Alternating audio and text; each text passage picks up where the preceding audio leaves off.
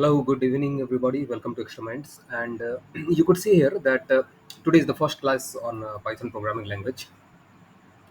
And on this Python programming language, the agenda today that I have prepared is how to declare variables in Python, find out the data types. After checking the data types, we have done some programming using indexing and slicing. And after doing indexing and slicing, I have done some programming the Python data structures. The most important part is the Python data structure. So about list, tuple, set, and dictionary. And after the Python data structure, I have made use of some special types of functions. So lots and lots of codes are there. So let's discuss it one by one. Python being a loosely typed language, you don't need to define any data types in Python. Okay, you don't need to define any data type like in C programming language. You used to write something like this int a. Okay, so we don't need to write here int a because the data type is automatically assigned depending upon the values. Okay, yeah, depending upon the value. So here, if the value is 10.67, we are pretty sure that we are going to get the output as 10.67 itself, and the data type will be class float. Okay, and now if you just pass here, suppose 10, and if you run this code, you will get the output as 10, and the class will be int. Okay, the class will be int. So Python, it's actually requires a bit time, because see, you could say here connecting to Python 3 Google Compute Engine backend, so it will take some time. Okay, it will take some time uh, to connect to the what to say means, Google Colab, because I'm making use of Google Colab. Okay, so you can simply go to the browser and write here Colab.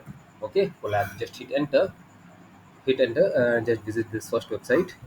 And once you visit this first website, you will get something like a collab.research.google.com. Just and here you can create on this new notebook. You can click on this new notebook. Once you click on this new notebook, you will get this output. Okay, you will get the output.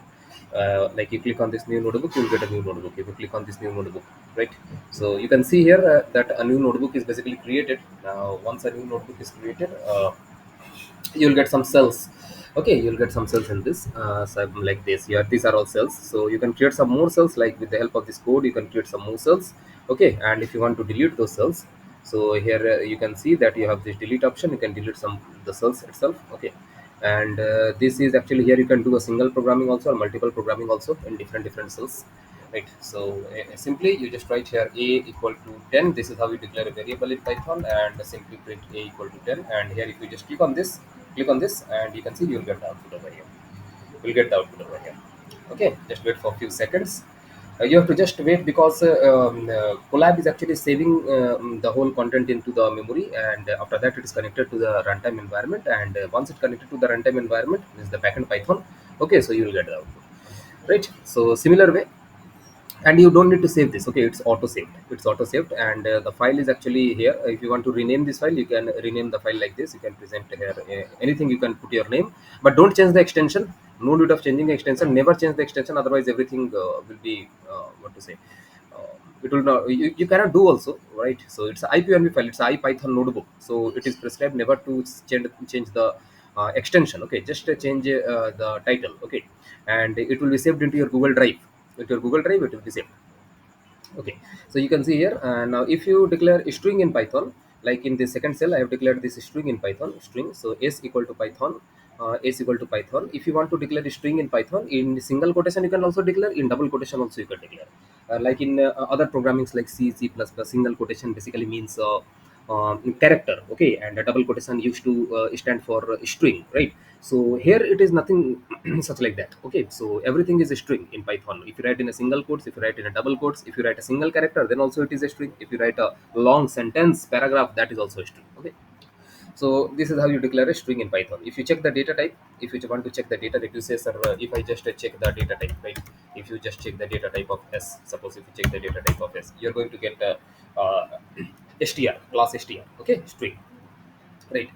And the next thing that we are going to cover in this Python programming language is called indexing means, if you want to find out any value at a particular index. Okay, at a particular index means like this every thing in a programming is actually based on the index, right? So index is actually the numbering at which a value is basically situated.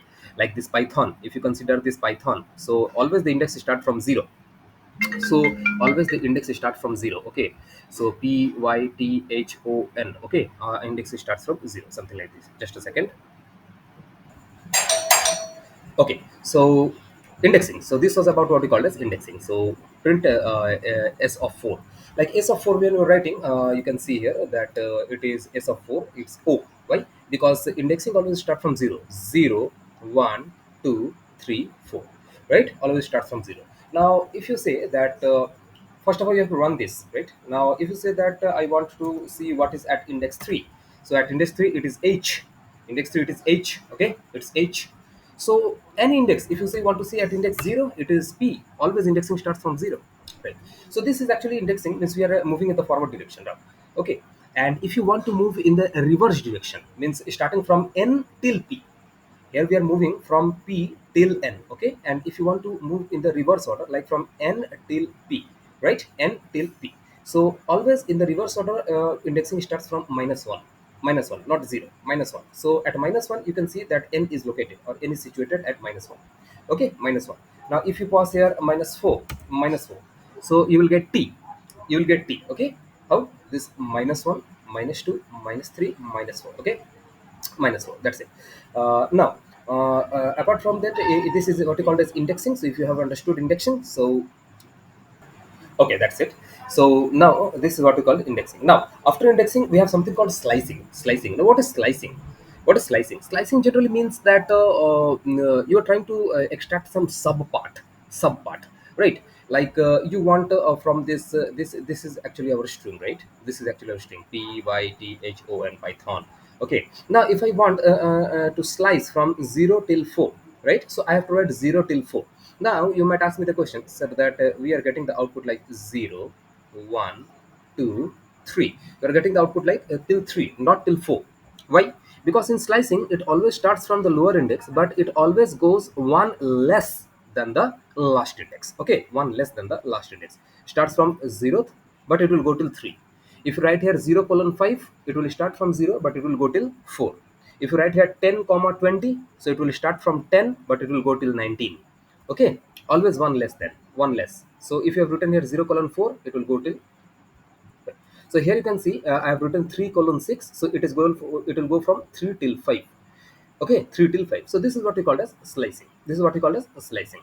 Okay, slicing. Now here I've written a colon colon -1. So this syntax that you have to remember, just you have to remember this syntax, that this basically stands for reversing anything. If you want to reverse anything, then simply colon colon -1, colon colon -1. So if this is Python, now we want a reverse of this Python. So reverse Python. Okay, so colon colon -1 colon colon -1. Now you can see over here, print is -5 colon -2. If you write here -5 colon -2, if you write here -5 colon -2, okay, -5 colon -2. If you write over here -5 colon -2, then you can do the reverse slicing also. So it will start from -5, it will start from -5, but it will not go till -2, it will go till -1. uh, will it go till -1? So -2, -1, -3. It will go till -3. Okay, -3. So -5, -4, -3. One less than -2 is -3. So -5, -4, -3. Okay. So you can see here we are getting H of here we are getting YTH. Okay. So -5, -1, -2, -3, -4, -5. Okay, so YTH. Okay, YTH. Now here what I'm trying to say, that what is there at s of 2? What is there at s of 2? What is s of 2? S of 2 is actually T. So if you want to make it suppose like something like M, you will get an error. You get error. Why? Because you're trying to replace the elements of string, okay, which is not permissible. Means a string is immutable in Python programming language. So that's why you are getting an error like type error.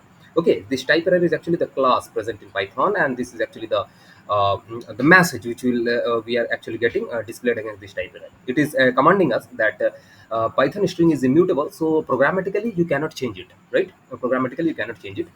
You are just changing the, you have to change this one, what to say, this uh, where you have declared it. Okay, where you have declared, right? Now, apart from this, we have got something called Python data structures. Now, what is Python data structures? In Python data structures, everything is you need to know is about a list, a tuple, a set, and a dictionary. Okay, all these things you need to know: list, a tuple, set, a dictionary. So this comes under a Python data structure. We know what is a data structure. Data structure is actually related to organization of the data. Okay, so first of all, we know about list. List is a very versatile. Okay, list is very versatile, so we know about list, like L equal to 4, 5, 6, 12, 34, 56. So I have taken some values, okay, which is actually enwrapped within this square bracket. So this is actually the syntax for list. Okay, any values within this square bracket separated by comma is represented as a list. Okay, now you'll say, sir, you have taken only integer values. Can't we take float value? You can take float values, you can take string values, you can take a combination of float, character, string, and integer. Everything you can take, not character, string, because everything is a string, right? So string, float, integer, every combination you can take, right? Now the combination, you will never find a combination in the list. Okay, that's why I have not taken. Generally, you will find a list of homogeneous text. So if you want to print list, you can see here we have got a list, and if you want to print the type of list, here you can see it's a class list, right?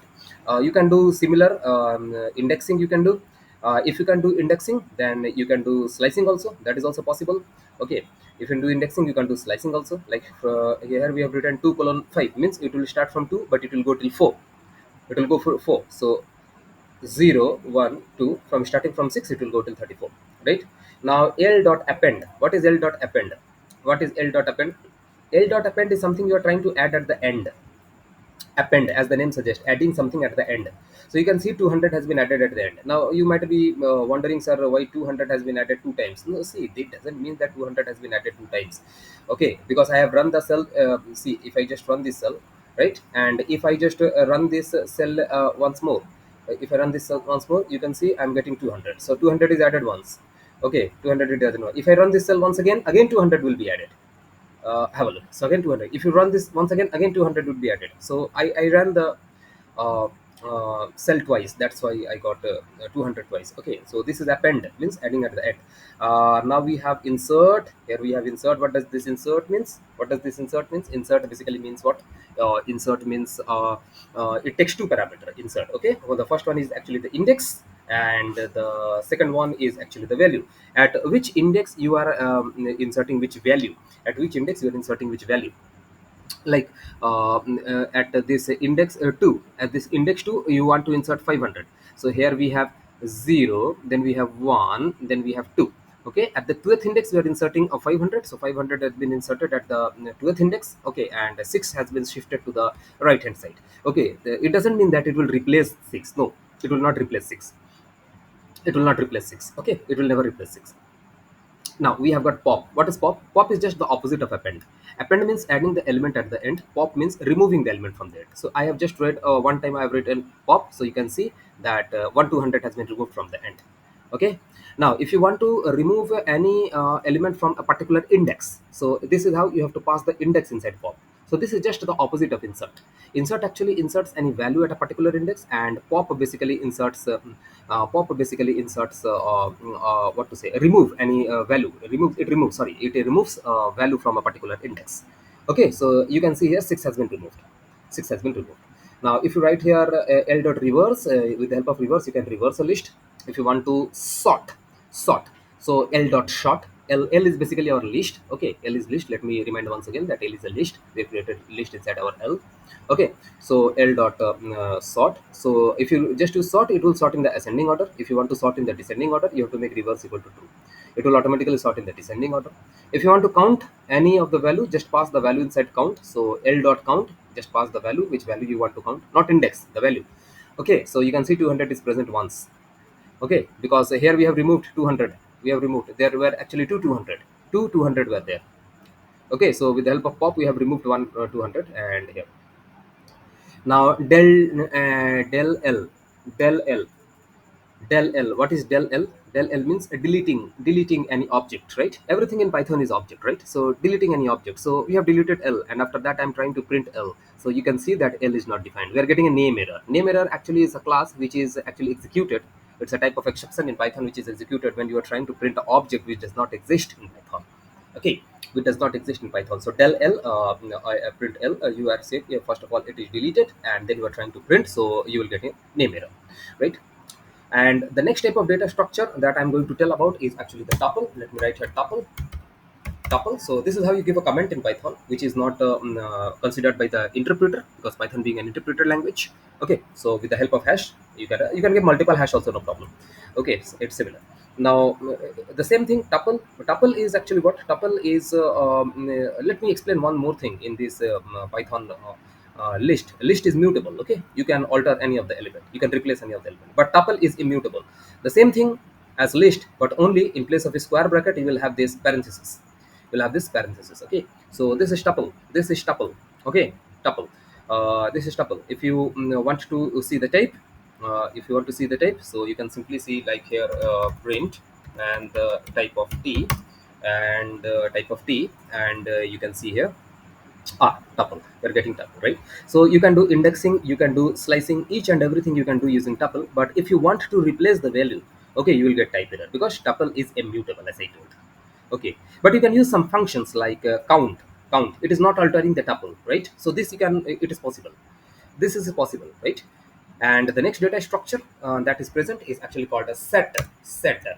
Okay, set. Now what is a set? Set is actually a collection of well different objects, means it collection of unique objects, which you have studied in our school days, college days, right? So see, I have taken some elements inside this flower bracket, or inside this curly bracket. You can see set is actually represented by this curly bracket.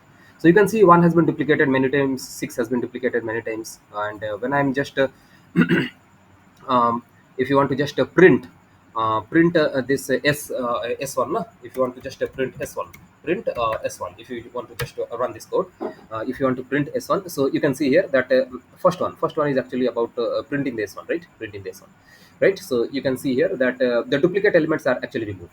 Duplicate elements are removed. Why? Because a set doesn't have duplicate elements, right? And here s2 is also a set. So if I just write here S1 union S2, so we know we have already solved these types of problems, like union of two sets means all the elements that are present within these two sets, all the elements, but no duplicate. All the elements present inside the two sets together is called the union. Now, what is intersection? Intersection is actually the element which is common element, or the common element which is present in both sets, S1 and S2.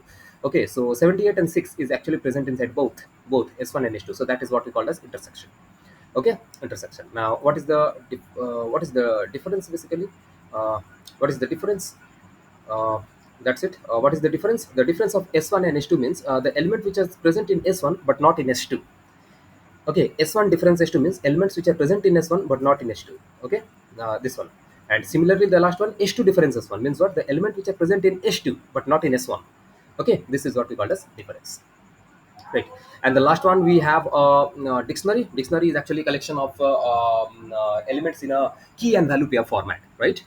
It is also represented by this collection, this curly bracket. And remember, you cannot do slicing and indexing inside set. Okay, remember that. I just forgot to say that you cannot do slicing and indexing in set, because set is actually an unordered collection. It's an unordered collection. Okay, you cannot do indexing, slicing inside set. You can see, first of all, I wrote 4, then 5, 1, 4, 5, 6, 78, 9. But you could see here it is arranging in its own way. Okay, it is arranging in its own way. So this is not possible. Okay, so set is an unordered collection. It keeps on changing its position. So slicing and indexing is not possible. Now here we have name equal to Gaurav, age equal to 20, and college equal to NIT. So this is how we create a dictionary using the key and value pair format. Okay, suppose college name equal to Gaurav, age equal to 20, and college equal to NIT. So if you just want to print D, you can see it's giving the output. So it's a dictionary. It's a dictionary, right? If you want to just print the type, you just want to print a type of D, you just see it will give DICT. It will give DICT, S class DICT. Okay. Now, if you want to print any of the key, see any of the key you want to print, it will automatically give you the output. That is the value. Okay, and if you want to print the if you want to add something, add some else, like here you can see we have only name, age, and college. So after that I have just added this address equal to Kolkata. So you can see that address Kolkata has been added, right? Address Kolkata has been added. And there are some special types of functions present inside this dictionary, like keys, values, and items. If you just print keys, you will get keys as the output. Okay, if you just print values, you'll get values as the output. If you just print items, you'll get these items as the output. Okay, like this def. like a d of name, you can see here d of name. I've already have a name key name, it is already present, but still I'm adding one more extra. So that means I'm trying to duplicate the key. I'm trying to duplicate the key to it will never get an error. You will never get an error if you say, sir, that if we duplicate this key, will you get an error? The answer is no. What will happen, it will just replace the previous key value and it will print the new one. Okay, so it's always advisable not to basically not to duplicate the key, okay, in dictionary. Okay, in dictionary don't duplicate the key. And here you can see, I have shown how to take input in Python. So here the input is can be taken using the input function, right? So but using the input function, whatever the input you take, it is by default it's always string, like if I just give here input value, if I just give here 56, it is correct. If I just run this and if I give here 78 point, this is also correct. Okay, and if I just give a name like Aman, okay, so this is also correct. So by default it is taking string. By default it is taking string. Okay, input function always takes strings. Now there is something called explicit type casting in Python programming language. So this is how you take the explicit type casting. Means if you want to take only the integer input, so you have to typecast using the int function. So input is inside the int function. Within the int function, you are taking the input, and I'm making use of this if else statement. So if marks is greater than 71 and less than equal to 80, then I'm going to print good. Now let me explain that in previous programming language, it was something like this. Like if whatever you give the condition in the previous programming language, and you just write anything inside the body in like C, C++, Java. Okay, all these things were like this. You have to write some statements. Okay, you have to write some statements, right, within this curly bracket. But in Python programming language, there is something called indentation. So in any conditional statement, you have to give a colon. The moment you give a colon and hit enter, you can see there a space will be taken automatically. A space. Okay, this space is actually near to one tab. Okay, or four space. This is called indentation. Now whatever statement, okay, if you write uh, within this will be inside the body, okay, inside the body of the if, okay, inside the body of the if. And if you want to just get out of the body, so just give a backspace and you can see something like this. So this is basically the syntax. Okay, I'm just deleting the syntax, and here I printed it's print good. uh, Here we don't have else if, we have elif. If elif marks greater than equal to 81 and marks are less than equal to 90, then it will print very good. If elif if marks greater than equal to 91 and less than equal to 100, it will be excellent. Else we will print fail. Else will print fail. If you run this code, you will get the output something like this. So if you just give here like 89, it is going to give you the output like very good. And if you just give your value like 95, it will get to give you the excellent. Okay, okay, excellent. And here I write some fail or invalid. Okay, so if you run this code, if it just give a 23, either it will tell fail or invalid. Okay, so this is basically the session for today, and I hope you will learn a lot. Please go through the videos. Okay, and if you feel it is useful, you can subscribe to the channel, you can like the videos. Thank you so much.